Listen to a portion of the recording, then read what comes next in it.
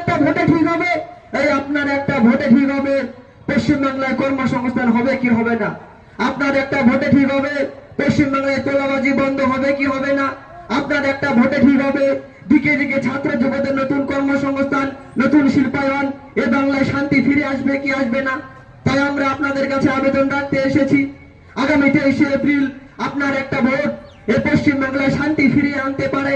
আপনার একটা ভোট এ বাংলার দিকে দিকে মা বোনদের সুরক্ষা নিশ্চিত করতে পারে।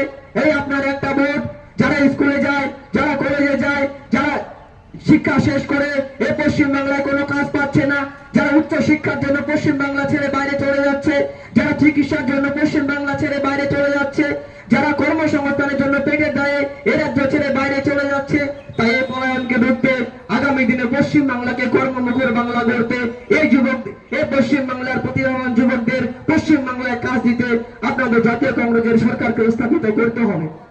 আপনাকে ফিরিয়ে আনতে হবে সেই ডাক্তার বিধানদের সোনার বাংলাকে, আপনাকে ফিরিয়ে আনতে হবে সিদ্ধার্থ শঙ্কর রায় সেই সোনার বাংলাকে।